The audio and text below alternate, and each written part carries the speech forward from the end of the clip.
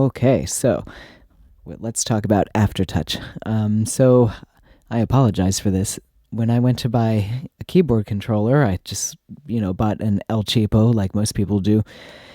And I thought, Aftertouch was standard in like 1996, and here we are in 2021, and Aftertouch is not standard apparently.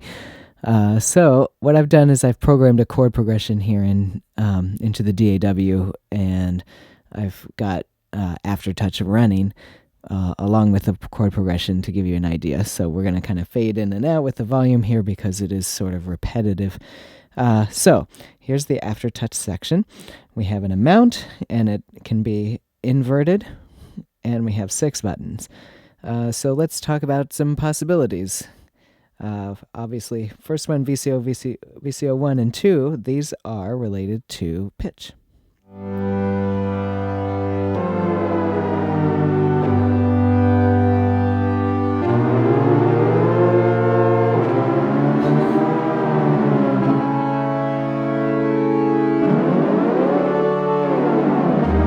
Okay, so there's VCO 1. Obviously this is like, you want to push hard for this because all the way plus is an octave up, and then, all the way down is octave down.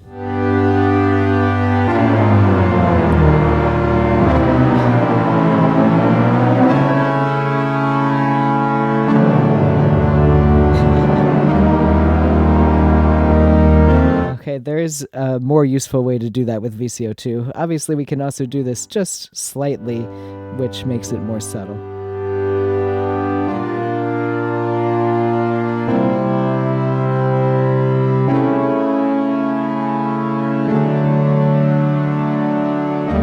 So there we get more of a chorusing effect.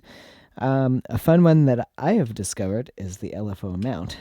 So I've got the LFO set to amplitude, which is gonna, we're basically fading in a tremolo with the pressure of the keyboard.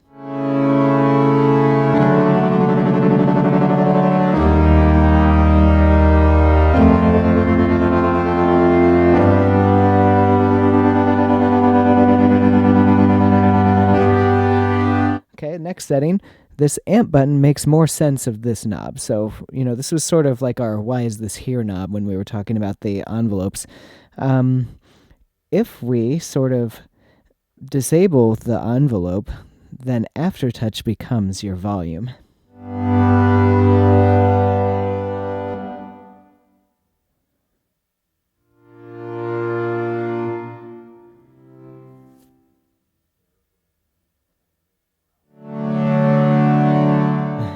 You can hear that coming in and out.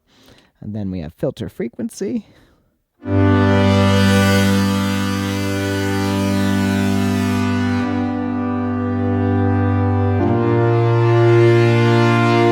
So I've got that to positive. This has some interesting possibilities if you set it to negative, and we set the envelope to positive, so they sort of...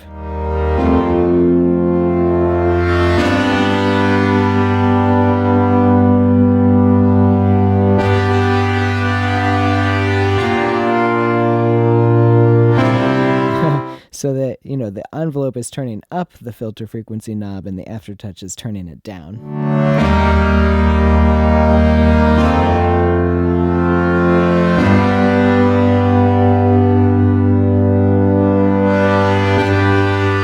And finally, filter mode, which is turning this from low pass to high pass.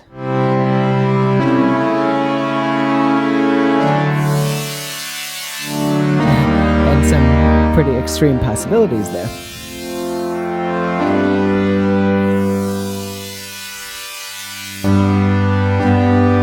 Okay, so then I got to thinking, we could sort of like combine some stuff. So if I put amplitude and LFO amount that's assigned to amplitude, we get some interesting possibilities, where the Aftertouch is turning up the volume and it's making it do a tremolo.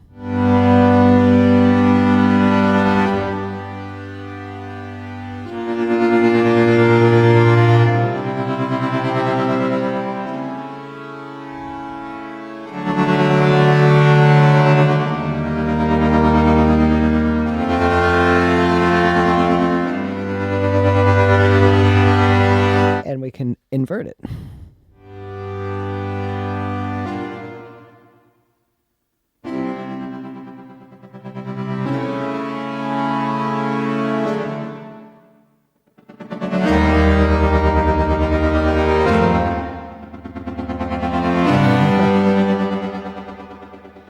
this might work better with something like a delay.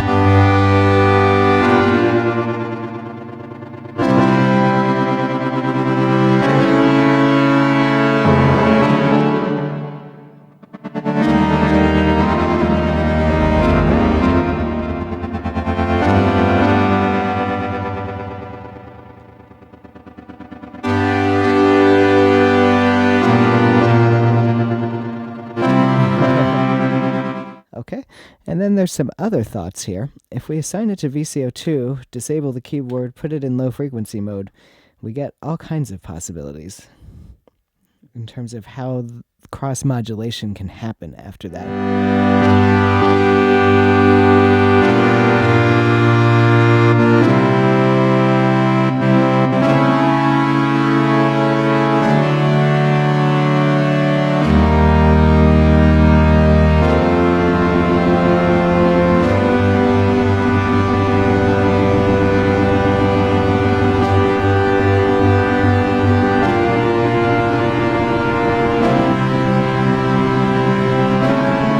So what's happening is the aftertouch is speeding up the frequency of VCO2, which is assigned to the shape of VCO1. So we're getting this like pulse thing happening.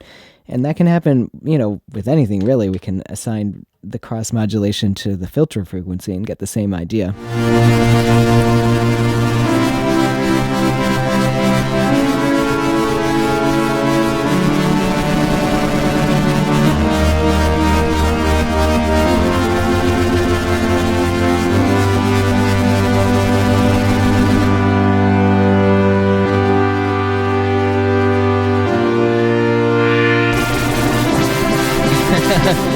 And it can get a little ridiculous. Maybe pulse width modulation would be a fun one to try too, if we turn VCO1 to the square wave.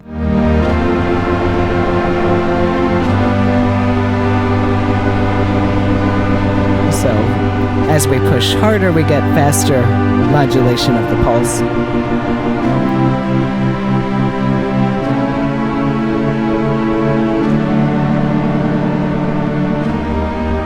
All right, so I hope that gives you some fun ideas to try.